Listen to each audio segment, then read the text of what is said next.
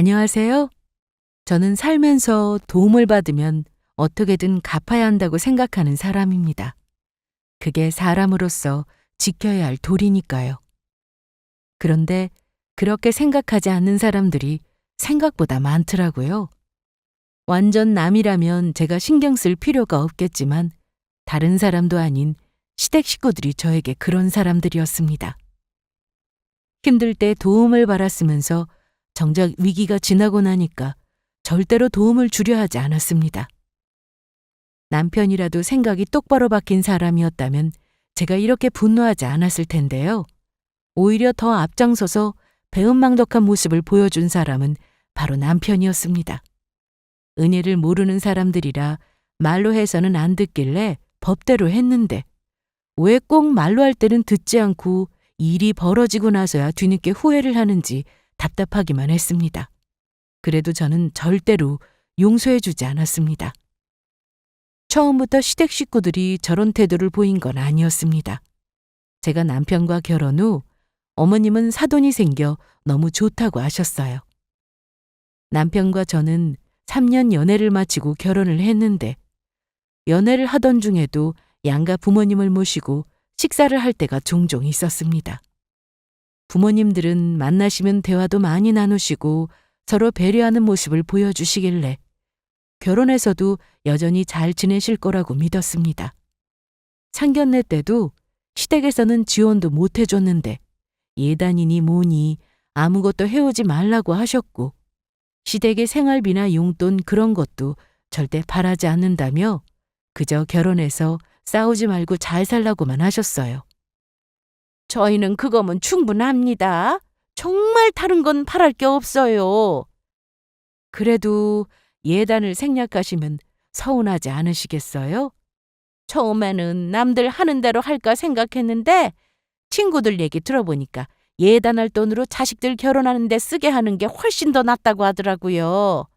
생각해보니 그게 또 맞는 말이잖아요? 제가 괜히 이러는 게 아니고 진심이니까 서로 안 주고 안 받는 걸로 하시죠. 그래서 저희는 양가에 아무것도 해드리지 않고 지원 없이 결혼 준비를 해서 식을 올렸습니다. 서로 모아놓은 돈과 대출을 받아 신혼집을 얻었고요. 친구들 중 결혼 준비하면서 깨진 커플도 있고 싸워서 결혼을 준비해야 하는 친구도 있었는데 그에 반해 저와 남편은 싸울 거리가 전혀 없어서 마냥 행복하기만 했습니다.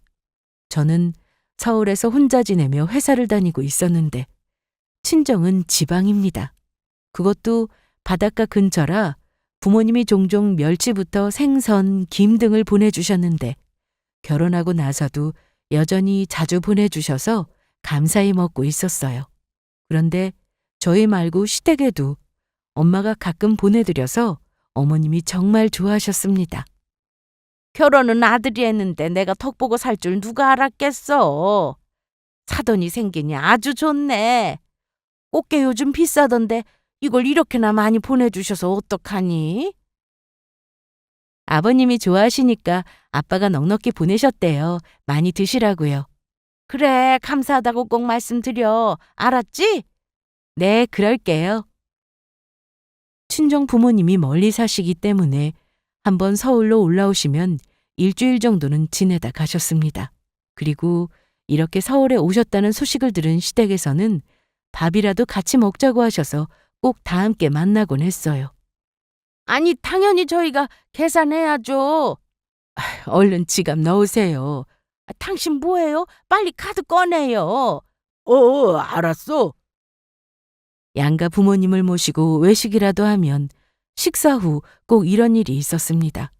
서로 계산하겠다고 하는 바람에 카운터 직원분이 난감해할 때가 많았어요. 시부모님은 저희 친정에서 좋은 먹거리를 보내주시니 감사한 마음에 식사를 대접하고 싶어 하셨습니다. 친정엄마는 제가 고향을 떠나 서울에서 혼자 지내는 게 안쓰러우셨는지 사회생활을 시작할 때부터 반찬은 기본이고 제철 과일에 이불에 정말 이것저것 많이도 보내주시는 그런 분이셨어요. 부모님 마음은 다 그런가 봅니다. 그래서 저도 항상 엄마 아빠 생각하며 일도 열심히 하며 지냈어요. 그런데 결혼하고 나서도 정말 여전하셨습니다. 여름에는 무화과를 따서 보내주시고 제가 떡을 또 정말 좋아해서 쑥떡을 만들어서 냉동 후 보내주시기도 하셨습니다.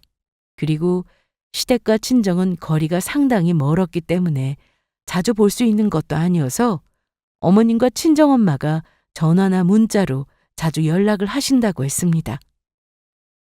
사돈관계라는 게 참 불편하고 어려울 수 있는데 저나 남편은 서로 잘 지내시는 모습을 보고 신경 쓸 일이 전혀 없었습니다.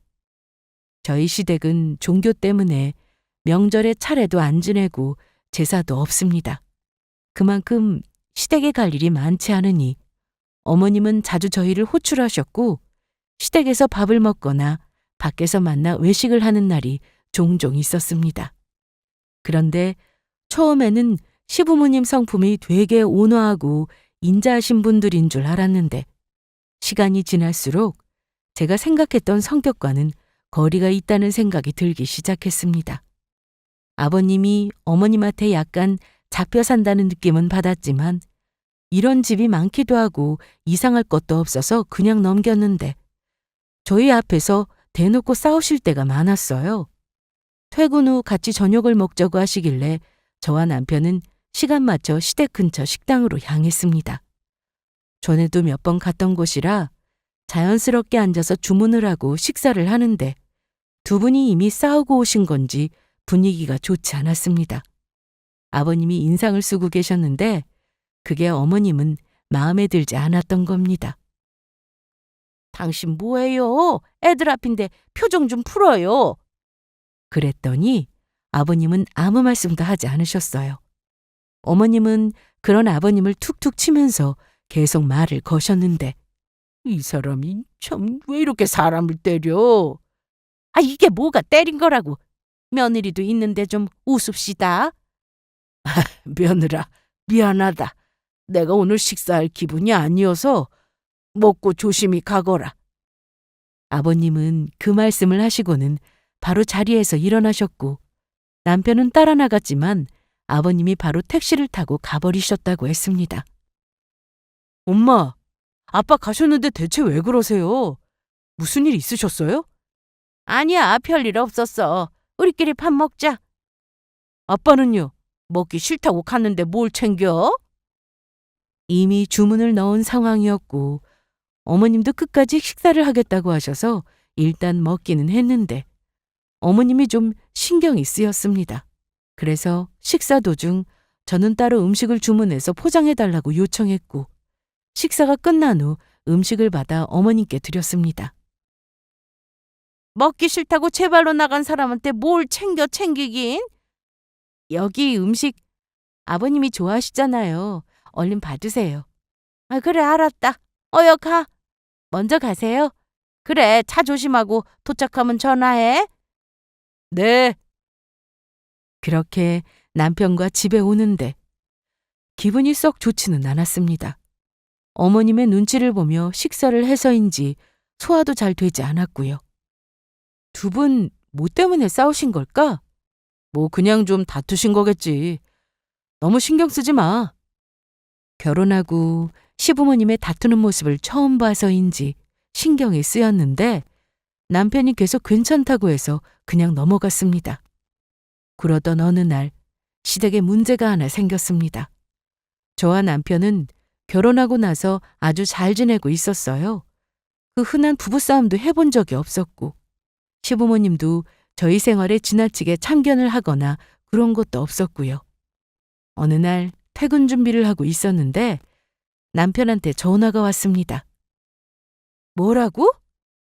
지금 엄마가 울고불고 난리 났으니까 퇴근하고 올 수 있어? 왜? 무슨 일인데?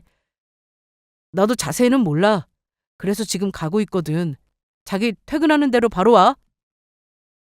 남편은 전화하자마자 어머님이 울고 계신다면서 시댁에 문제가 생겼다고 했습니다. 자세한 건 남편도 모른다고 하길래 저도 얼른 마무리하고 시댁으로 향했어요. 그런데 시댁에 도착하고 보니 아버님은 고개를 푹 숙이고 계시고 어머님이 계속 울고 계셨습니다. 어머님, 그래. 정아 왔어? 퇴근하고 집으로 가지 여긴 뭐하러 와? 무슨 일이에요? 아버지가 보증을 섰다는데 그게 지금 문제야. 보증? 나 모르게 니네 아빠가 친구한테 보증을 섰대. 그런데 친구가 돈도 안 갖고 도망갔다는데 그거 지금 우리가 갖게 생겼다. 이거 어떡하니? 저는 일단 어머님부터 진정시켜야 했습니다.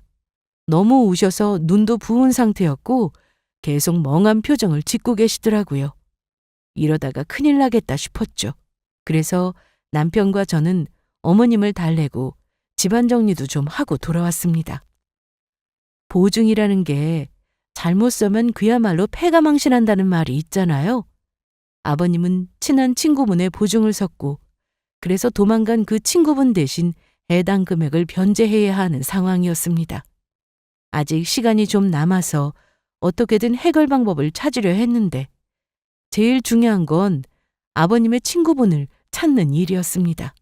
하지만 작정하고 도망간 사람을 무슨 수로 찾겠어요? 그런데 며칠 뒤 친정에서 전화가 왔습니다. 정아야, 아빠야. 아빠, 지금 바쁘실 시간 아니에요? 아무리 바빠도 딸한테 전화 한 통 못하겠어. 식사는요? 밥은 먹었지. 그런데 사돈네 지금 문제 생겼다며? 그걸 어떻게 하셨어요? 진수 씨가 얘기했구나. 아니야. 엄마가 안 쏟아내고 통화했어. 아빠가 갑자기 전화를 하셨는데 시댁 문제를 해결해 주신다고 하셨습니다. 시어머님이 엄마한테 전화를 하셨다고 하더라고요. 원래 양가 어른들이 서로 연락하고 지내셔서 사이가 불편하고 그런 건 아니었는데 그래도 서로 돈 얘기를 하기엔 사돈관계라서 어머님이 이번 일을 친정에 말씀하실 줄은 정말 몰랐습니다. 지금 진수 씨하고 방법을 찾고 있어요. 아빠가 들어보니까 보증은 당사자가 도망가면 끝이야. 당장 집 날아가게 생겼다는데 우리가 모르면 모를까? 알고 있는데 그냥 넘어갈 수 있어? 아무리 시댁 일이라도 친정 부모님한테 그런 부탁을 드릴 수는 없어서 괜찮다고 했습니다. 그런데 부모님은 이미 결정을 하고 저에게 전화를 하셨더라고요. 그래서 시댁 문제는 친정 부모님의 도움으로 일단 급한 불부터 끄기로 했습니다. 문제가 잘 해결되자 어머님이 저희 집으로 찾아오셨는데 고맙다, 정아야. 제가 한 것도 아닌데요, 뭘. 그런데 아버님은요? 너희들 얼굴 보는 게 염치가 없다고 집에 있겠다고 하신다. 사돈 어른한테는 감사하다고 내가 통화했어. 네.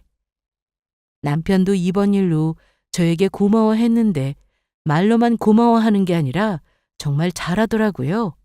약간 무뚝뚝한 성격이라 애정 표현은 기대하기 힘들어도 퇴근 후 집에 와서 집안일에 적극적이었습니다.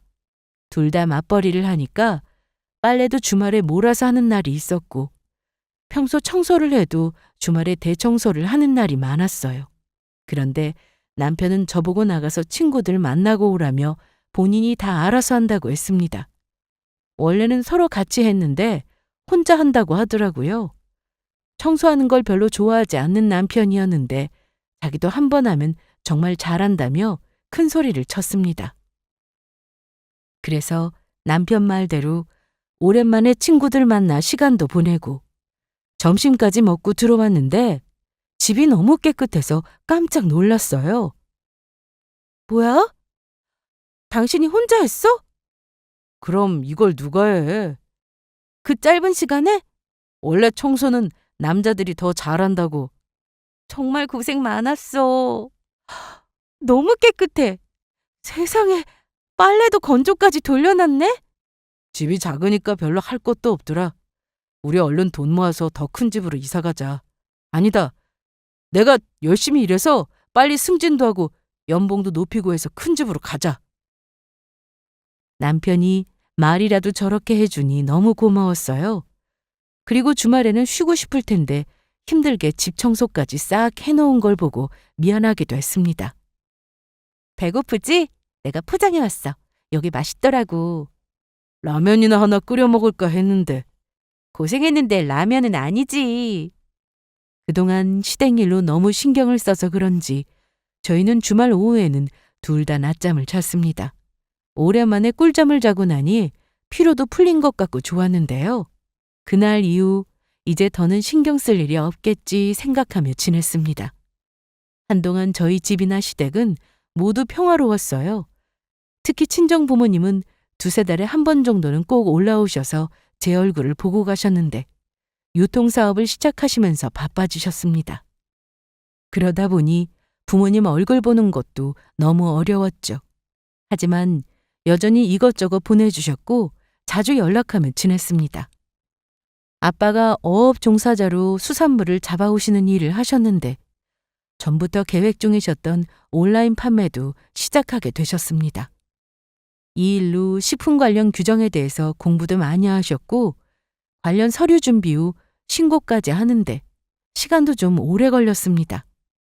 두 분이 다 알아보기 힘드실 것 같아 남편 없이 저 혼자 친정에 다녀온 적이 있었는데요.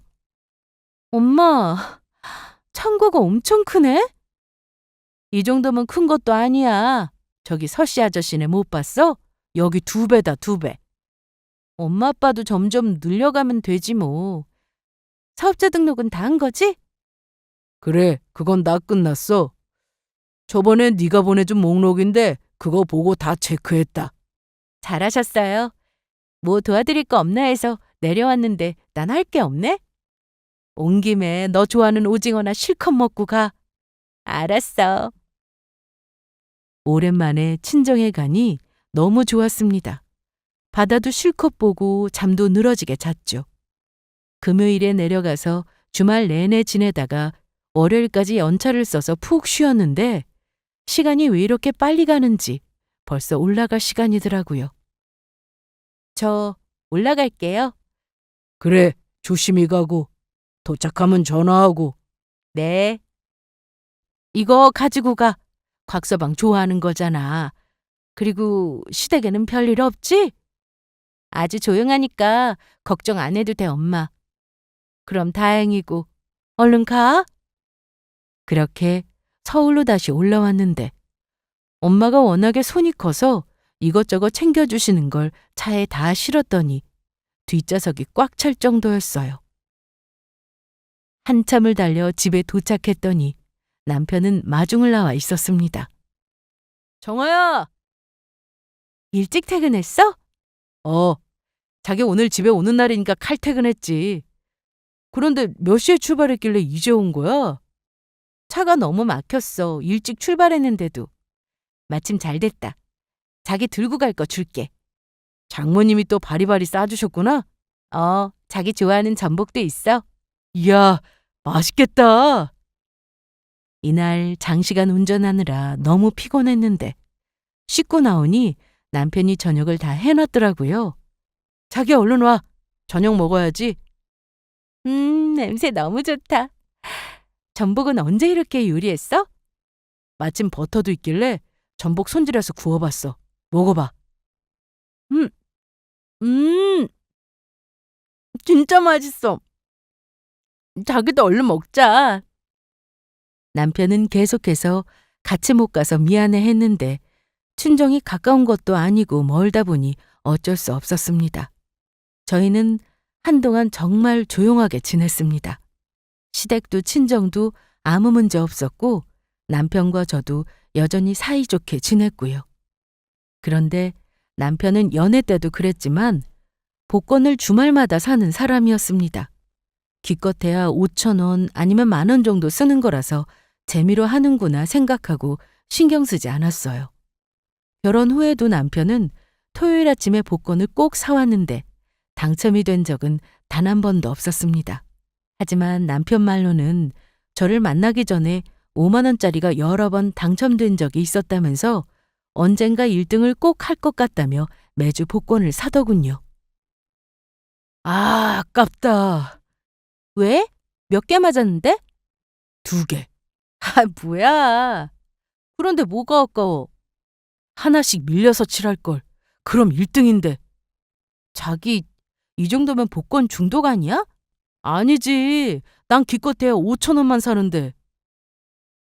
그래서 저도 남편에게 복권을 사는 것에 대해서 별 얘기를 하지 않았습니다. 재미로 하는 건데 큰 액수도 아니었으니 잔소리할 필요가 없었죠. 그런데 남편은 소액으로만 복권을 사다가 무슨 생각인지 긁는 복권도 수십 장을 사오고 연금 복권도 사기 시작했습니다. 처음에 저는 전혀 몰랐습니다. 토요일 저녁에 남편은 제 앞에서 복권 용지 한 장을 가지고 나와서 함께 TV를 봤기 때문에 딱 그만큼만 하는 걸로 알고 있었어요. 평소 복권에 별 관심이 없던 저는 저런 남편을 신경 쓰지 않았는데 어느 날 작은 방 옷장에서 복권 뭉치를 발견하고 깜짝 놀랐습니다.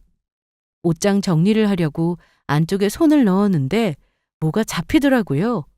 그래서 꺼내보니 긁는 복권이었습니다. 이미 긁은 것도 많았고 아예 긁지도 않은 복권이 쌓여 있었어요. 저는 발견 직후 남편에게 바로 물어봤습니다. 아니, 자기야, 이게 대체 뭐야? 어?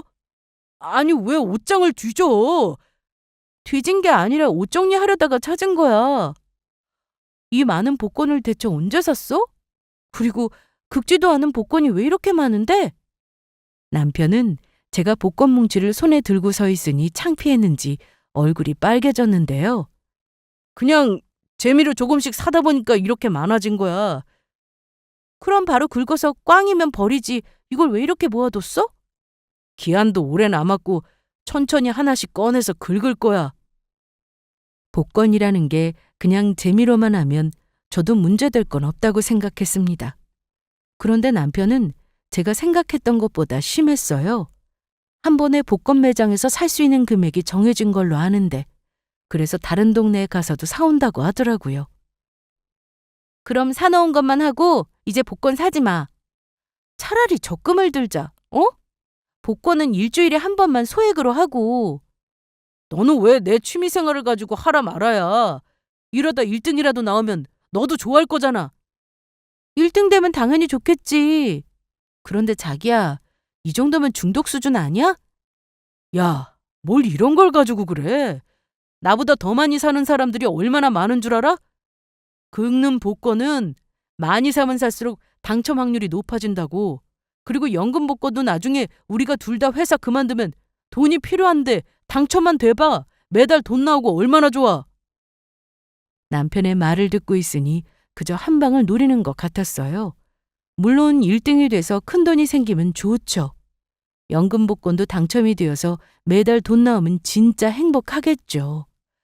하지만 복권이라는 건 무조건 당첨된다는 보장이 없기 때문에 적당히 사고 욕심도 적당히 부려야 한다고 생각하는데 남편은 저와 생각이 달라도 너무 달랐습니다.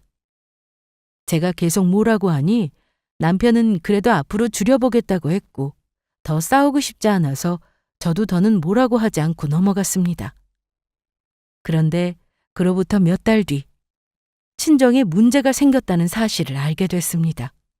평소 아무리 바빠도 전화는 자주 하셨는데 한동안 전화도 문자도 없으셨고 제가 전화를 해도 잘 받지 않으시더라고요. 부모님이 운영하시는 온라인 판매 사이트를 종종 들어가 보는데 갑자기 판매 중지로만 되어 있어서 저는 계속 전화를 걸었고 겨우 통화가 됐는데 사업에 문제가 생겼다고 하셨습니다.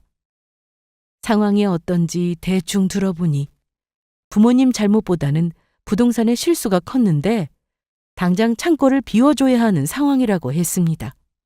다른 창고를 임시로 빌리던가 해야 하고 또 당장 들어와야 하는 수산물까지 보관할 곳이 없다고 했죠. 사업을 시작하시면서 돈도 많이 쓰셨고 다른 곳에 묶여있는 돈까지 있다 보니 당장 도움이 필요했는데 그냥 보고만 있을 수 없어서 저는 남편에게 이 사실을 얘기했습니다. 그런데 남편의 반응은 너무 어이가 없었습니다. 정말? 아니, 사업이 잘 되고 있는 줄 알았는데 이게 대체 무슨 일이래? 그러게 말이야. 나도 전혀 모르고 있었어. 그래서 사업은 아무나 하는 게 아니라고 하나 보다. 남편은 제 말에 부모님을 걱정하는 눈치였지만 이내 속내를 드러냈습니다. 정아야, 그건 좀 그런데. 그렇다니? 솔직히 우리가 그 정도 큰 돈도 없을 뿐더러 도와드린다고 해서 완전히 해결되는 것도 아니잖아. 법적으로도 알아봐야 한다며? 변호사 비용도 만만치 않을 텐데. 제가 부모님을 도와드리고 싶다고 했더니 남편은 거절을 했습니다. 사업에 문제가 있다는 건 시댁도 금방 알게 되셨는데 시댁 역시 반응은 남편과 똑같았어요. 평소에는 어머님과 친정엄마가 자주 통화도 하고 문자도 보내는 사이였는데 사업에 문제가 생겼다고 하자 어머님은 바로 연락을 끊으셨습니다. 시댁이 힘들 때 친정에서 도움까지 받았으면서 저런 태도를 보이니 좀 화가 났어요. 물론 뭔가를 바라고 저희 부모님이 도와주신 건 아닙니다. 도움을 받았으니 우리 부모님도 도와달라고 제가 때를 쓰듯 얘기한 것도 아니었고요. 하지만 여유가 되는 만큼이라도 도와드리는 게 맞다 생각했는데 부모님은 그럴 생각이 전혀 없었습니다. 그게 많이 섭섭했습니다. 시부모님의 태도도 기가 막혔고요. 남편은 이런 말까지 했는데 실망을 넘어서 정까지 떨어졌습니다. 생각해보니 어이가 없네. 네 부모는 네가 챙겨야지 왜 나한테 도와달라는데? 뭐? 그런 말이 어디 있어. 상황이 힘들면 서로 도울 수도 있는 거잖아. 예전에 시댁 문제도 우리 부모님이 도와주셨잖아. 야, 비교할 걸 해라. 우리 집하고는 경우가 다르지? 우린 아버지 빚만 해결하면 끝이었지만 장인어른 사업은 우리가 돈을 해드려도 결국 또 망할 수 있는 거 아니야? 사업이라는 게 원래 그래. 정말 어려운 거라고. 결국 밑 빠진 덕에 물 붓기인데 도와드리는 의미가 없다고 생각해. 그래서 난 못 들은 걸로 할래. 저 말을 듣는 순간 제가 사람을 정말 잘못 봤다는 생각이 들었습니다. 남편은 눈빛부터가 달라졌는데 그동안 제가 알던 남편이 맞나 싶었어요. 도움을 받았다고 반드시 도와줘야 하는 건 아니지만 말이라도 저렇게 하면 안 된다고 생각했습니다. 일단 저는 급한 대로 결혼 전 모아뒀던 돈을 일부 친정 부모님께 보내드렸고 다행히 큰 외삼촌의 도움으로 당장 위기는 벗어날 수 있게 되었습니다. 그렇다고 문제가 완전히 해결된 건 아니었어요. 계약 문제가 걸려 있었기 때문에 그걸 해결해야 창고도 다시 쓸 수 있고 피해 보상도 받을 수 있다고 했습니다. 이 문제는 변호사와 함께 계속 해결 방안을 찾고 있다고 해서 기다리는 수밖에 없었어요.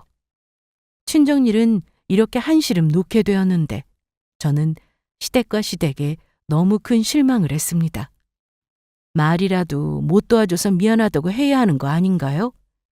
그런데 어머님은 평소 그렇게 연락을 자주 하셔놓고 자기 엄마와 연락을 끊고 남편 역시 장모님 장인어른이라고 호칭을 똑바로 쓰던 사람이었는데 니네 부모라고 하는 것도 기분이 나빴습니다. 어려운 상황에서 사람의 진심을 알 수 있다고 저는 이런 남편과 어떻게 계속 살아야 하나 싶은 생각이 들었습니다. 앞으로 살면서 어떤 어려움이 생길지 알 수 없는 게 인생인데 만일 저에게 이런 문제가 생겼을 때 남편이 이런 태도를 보인다면 너무 끔찍할 것 같았어요. 친정 문제가 조용해지고 나니 남편과 시댁은 아무 일도 없던 것처럼 저를 대했는데 그게 더 싫었습니다. 더 황당한 건 어머님이었어요. 사돈 내는 일이 잘 해결됐다며? 완전히 해결된 건 아니에요. 그래도 우리 진수 말로는 신경 쓰지 않아도 된다는데? 그런데 왜 전화하셨어요? 아참, 내 정신 좀 봐. 요즘 꽃게철인데 왜 안 보내주시나 해서 너한테 전화해봤다. 네가 전화드려서 꽃게 좀 보내달라고 해봐, 응? 시부모님이 꽃게를 좋아하셔서 친정에서 자주는 아니고 몇 번 보내주신 적이 있었는데 갑자기 그걸 보내달라고 하시더라고요. 어이가 없던 저는 어머님이 직접 전화하시면 되지 않나요? 평소에 저희 엄마랑 통화도 자주 하시잖아요. 네가 좀 말씀드려봐. 그럼 나 약속 있어서 나가봐야 하니까 이만 끊는다. 도움이 필요할 땐 나 몰라라 해놓고 갑자기 꽃게를 보내달라고 하는데 기가 막히더군요. 저는 남편과 시댁에서 도움을 받지 못한 게 화가 나고 실망스러웠던 게 아니었습니다. 태도의 문제였어요. 여유가 안 되니까 도와드리기는 어려울 것 같다고 이렇게만 얘기를 했어도 제가 이해하고 넘어갔을 겁니다. 그런데 왜 자기한테 도와달라고 하냐며 오히려 저에게 화를 냈으니 그런 남편에게 오만정이 다 떨어지더라고요. 시댁도 마찬가지였고요. 그 일로 남편과 저는 사이가 나빠졌습니다. 남편은 자기가 도와주지 않아서 제가 화난 걸로 알고 있었어요. 정아야, 우리가 왜 이렇게 지내야 하냐? 뭐가? 내가 도와드리지 않은 게 그렇게 서운해? 그렇게 화날 일이야? 도와줘 하면 그래 알았어 하고 도와야 하는 거야? 네가 네 입으로 한 말을 벌써 까먹었냐? 내가 뭐, 아, 니네 부모는 네가 챙기라고 했던 말? 그거야 그냥 한 말이지 뭘 그렇게 담아두냐 쪼잔하게. 남편은 오히려 저를 이상한 사람으로 몰아갔습니다. 그러더니 다시 복권 얘기를 하더라고요. 정아야, 이제 그만 화 풀고 장인어른 사업 문제도 급한 불 껐다며. 그럼 된 거 아니야? 그리고 내가 지난주에 연금 복권을 또 샀는데 좋은 기운 좀 줘봐. 당첨되면 너한테도 좋은 거잖아. 또 복권 샀냐? 또? 야, 내가 이거 당첨되면 절반은 너 주려고 했는데 이런 식으로 나오면 곤란하지. 너 다 가져. 너 그거 정말이야? 잠깐만, 녹음해야 되는데. 너 그 말 바꾸기 없다? 네가 분명히 나 다 가지라고 했다. 애도 아니고 어쩜 저렇게 유치하고 철도 없는지 짜증이 났는데 이날 저녁 저는 충격적인 사실을 하나 알게 됐습니다. 남편은 오로지 복권 말고는 관심이 없었는데 씻으러 들어간 사이 제가 남편 핸드폰을 보게 됐습니다. 평소에는 눈앞에 있어도 서로의 핸드폰을 보지 않아서 저도 신경 쓰고 있지 않았는데 어머님한테 톡이 계속 오더라고요. 연달아 오다 보니 눈길이 갔는데 대충 봤는데도 저희 부모님 얘기인 것 같았습니다. 뭐지 싶어서 보려고 했는데 마침 남편이 나와서 보지는 못했고 그 내용이 궁금했습니다. 그래서 이러면 안 되긴 하지만 남편이 잘 때 몰래 핸드폰을 확인했어요. 어머님과 남편이 그동안 이렇게 자주 톡을 주고받았는지 몰랐는데 거의 매일같이 톡을 주고받았더라고요. 그런데 내용이 정말 기가 막혔습니다. 어머님은 저희 부모님 얘기를 하시며 더는 신경 쓰지 않아도 되는 거냐고 남편에게 메시지를 보내셨습니다. 거기에 남편은 뭐하러 신경 쓰냐고 하면서 앞으로 친정에 절대 먼저 연락하지 말라고 답을 했습니다. 제가 더 충격을 받았던 건 시댁에서 도움이 필요했을 당시 어머님과 남편이 주고받았던 대화 내용이었습니다. 엄마가 장모님한테 전화해요. 그래서 도와달라고 해보라고요. 내가? 평소에 자주 전화하신다면서요. 그러기는 하는데 갑자기 돈 얘기를 꺼내는 건 좀 그렇지 않을까? 뭐 어때요? 그리고 우리 장모님이 마음이 정말 약해서 엄마가 우는 소리 조금만 하면 도와주실 거예요. 저는 어머님이 부탁을 하셔서 친정에서 도움을 주신 걸로 알고 있었는데 그게 아니라 남편이 먼저 나섰던 겁니다. 그 당시 남편은 친정에서 도움을 주실 줄 몰랐다며 아무것도 모른다는 듯이 저에게 얘기했었는데 그래서 저도 그런 줄로만 알았어요. 하지만 남편은 저희 엄마가 마음 약한 걸 이용해서 어머님한테 어떻게 말하고 행동하면 되는지 정확하게 톡으로 보내서 시켰더라고요. 또 필요한 금액만 도움을 받은 게 아니라 빚을 해결하고도 돈이 남을 정도의 액수였습니다. 그 돈은 시부모님과 남편이 똑같이 나눠서 가졌다는 내용도 확인했습니다. 그리고 이번에 친정에 문제가 생겼을 때도 남편이 먼저 어머님께 신경 쓰지 말고 연락부터 차단하라고 메시지를 보낸 걸 확인했습니다. 절대 도움 주지 말라고 보낸 메시지도 제 눈으로 확인했고요. 이걸 안 이상 저는 절대로 그냥 넘어갈 수가 없었습니다. 은혜도 모르는 사람들이라는 생각에 너무 괘씸해서 참을 수가 없더라고요. 저는 이 사실을 친정에 다 말씀드렸고 아빠도 화를 내셨는데 그보다 충격을 받으신 건 엄마였습니다. 엄마는 시어머님과 자주 연락하면서 가까운 사이라고 생각하고 진심으로 대하셨기에 받으신 충격이 더 크셨죠.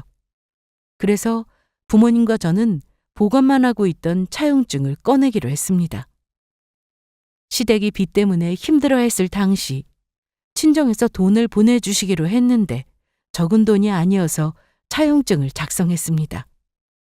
시댁 사정을 잘 아셨기에 저희 부모님은 도움을 주시면서도 바로 갚을 필요는 없고 여유가 되면 조금씩 갚으시라 하셨어요.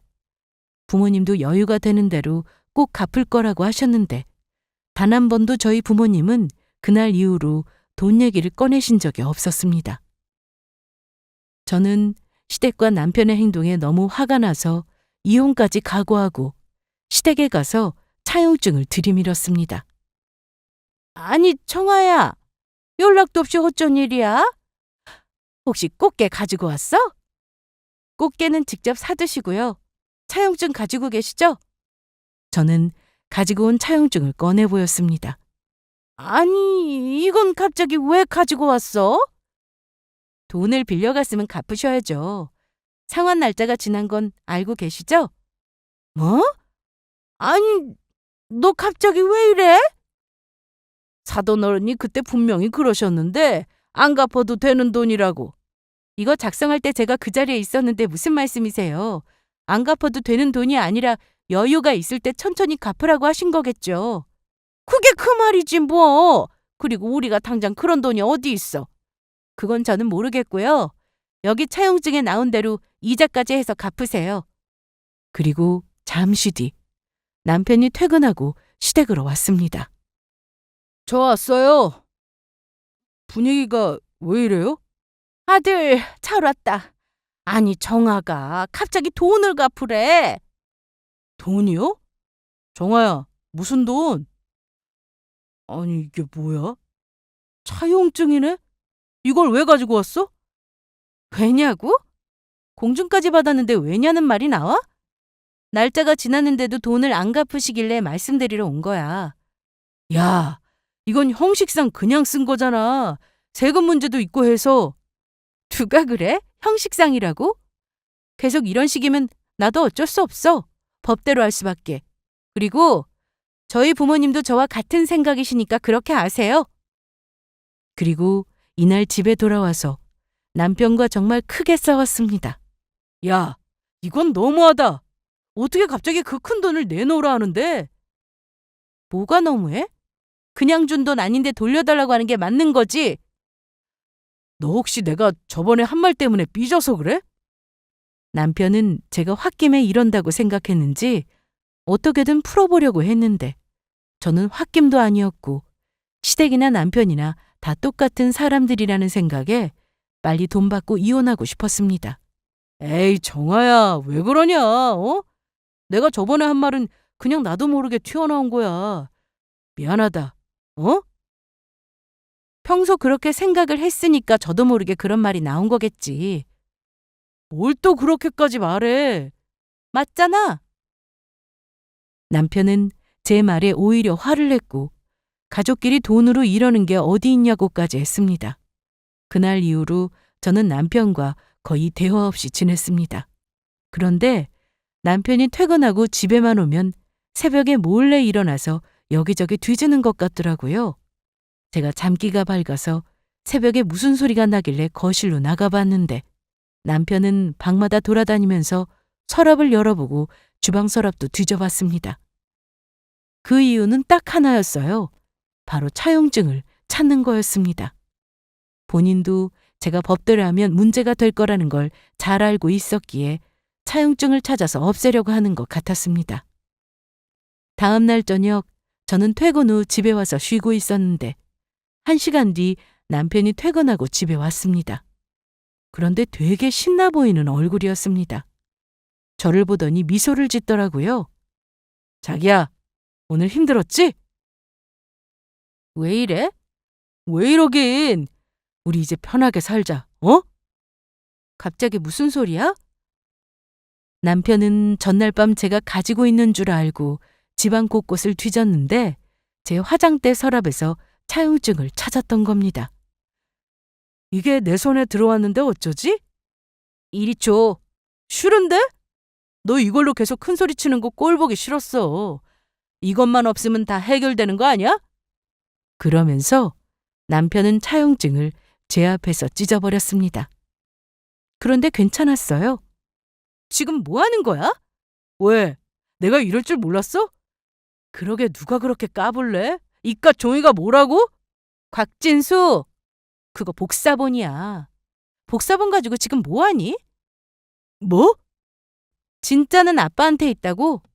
그때 차용증 쓰고 가지고 계셨는데 그새 까먹었니? 그리고 잠시 뒤 엄마 아빠가 안방에서 나오셨어요. 이날 아침 일찍 부모님이 서울로 오신다고 하셨는데 남편은 그걸 모르고 있었죠.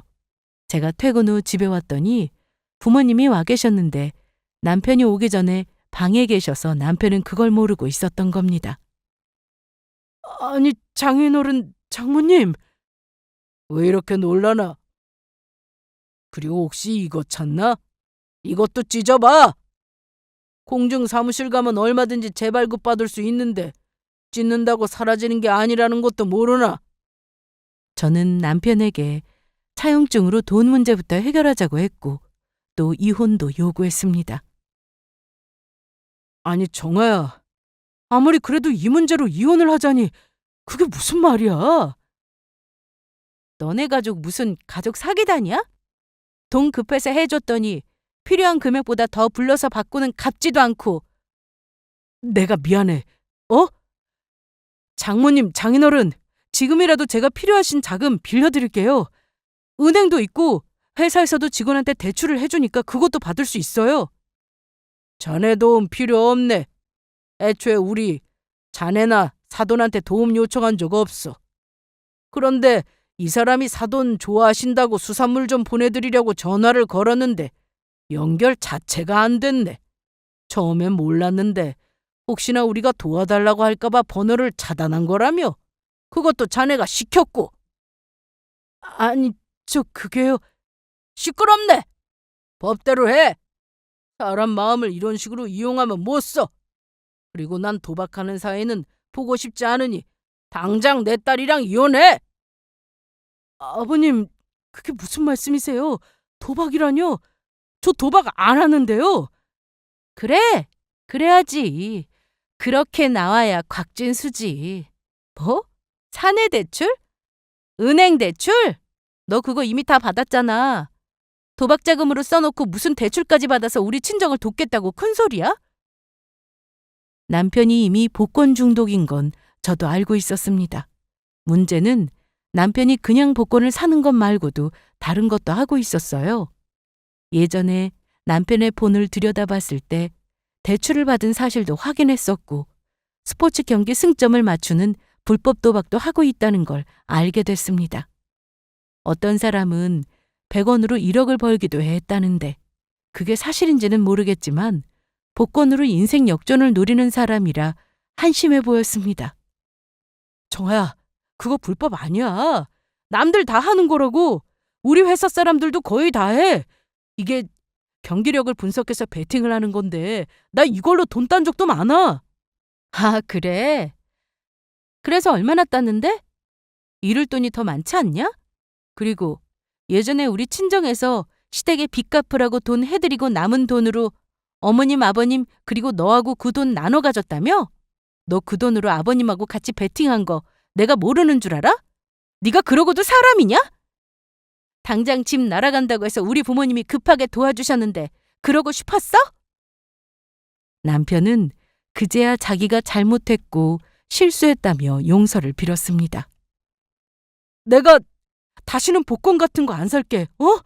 그리고 부모님한테 말씀드려서 돈도 빨리 갚으라고 할 테니까 정아야, 이혼은 다시 생각해보자. 어? 하지만 저는 고민할 것도 없이 거절했습니다. 이날 아빠는 남편을 아주 크게 혼내셨고 도박은 한 번 시작하면 정말 끊기 힘든 거라면서 하루빨리 저와 정리하라고 하셨습니다. 그동안 저희 부모님이 항상 웃게만 하시고 뭐든 좋게 말씀하시니 무서운 줄 몰랐을 텐데 남편은 이날 아빠가 불같이 화를 내시는 모습을 보고는 겁에 질린 표정을 지었습니다. 저는 이번 일로 그동안 몰랐던 일을 또 한 번 알게 됐는데 시댁에서 저와 남편의 이혼 이야기까지 오가다 보니 시부모님은 서로를 탓하셨습니다.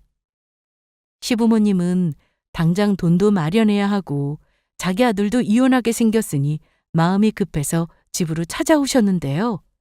어떻게든 제 마음을 돌려보려고 애를 쓰셨지만 소용없었습니다. 이미 제 마음은 떠난 뒤였으니까요. 청아야, 어떻게 안 되겠냐? 저는 어머님 아들하고는 못 살아요. 이게 다 당신 때문이에요. 아니, 화살이 왜 나한테 와? 이날 시부모님은 저희 집에서 크게 싸우셨는데 시댁은 원래 좀 사는 집이었다고 했습니다.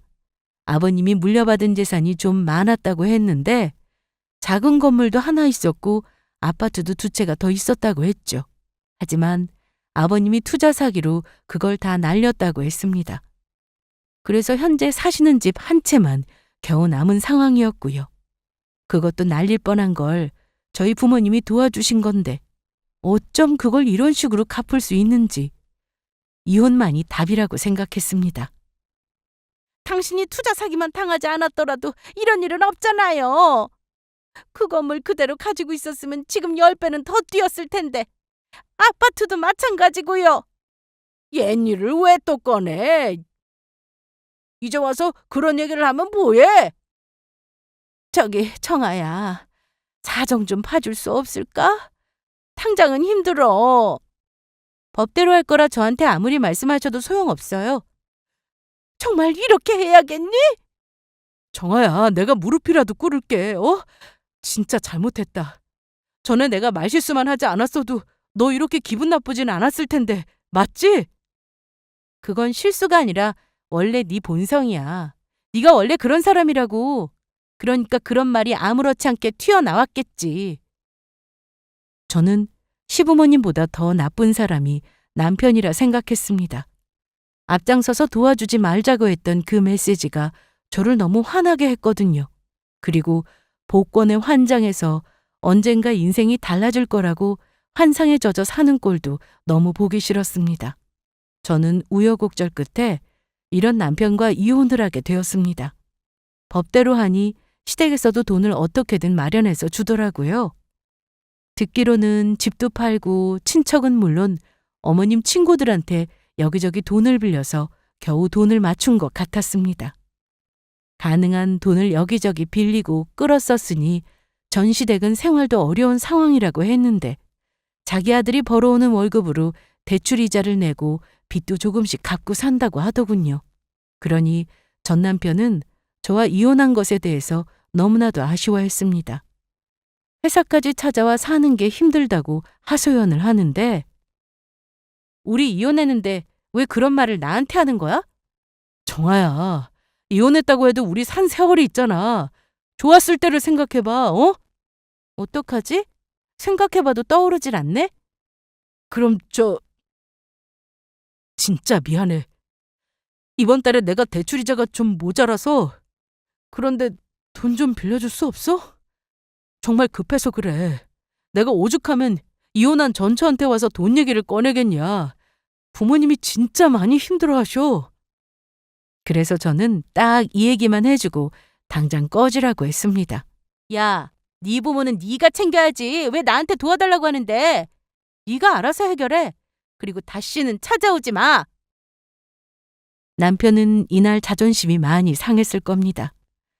제가 비웃으며 말을 했더니 얼굴이 일그러졌는데 그렇게 돌아가서는 다시는 찾아오지 않았습니다. 적은 액수가 아니라 정말 오랜 시간 동안 빚을 갚으며 살아야 할 텐데 다 자업자득이죠. 저희 부모님은 변호사를 통해서 법적으로 문제도 잘 해결되었고 사업을 다시 시작하고는 현재 매출도 잘 나오고 있습니다. 그때 피해 보상금을 받으면서 그 돈으로 큰 외삼촌에게 빌렸던 돈도 갚고 제가 드렸던 돈도 돌려주셨고요. 받을 생각 없이 드린 건데 가족이라도 돈 문제는 깔끔해야 한다며 아빠가 주시길래 받았습니다. 저는 이혼해서 혼자 살고 있지만 제 선택에 대해서 절대 후회하지 않습니다. 주말에는 가끔 부모님이 보고 싶어서 본가에 가기도 하는데 일하시는 걸 돕다 보면 시간도 금방 가더라고요. 결혼해서 잘 사는 모습을 보여드리지 못한 게 너무 죄송했지만 혼자서도 잘 사는 모습 보여드리기 위해 노력하고 있습니다. 그럼 저는 제 사연을 여기서 이만 마치도록 하겠습니다. 끝까지 잘 들어주셔서 감사합니다.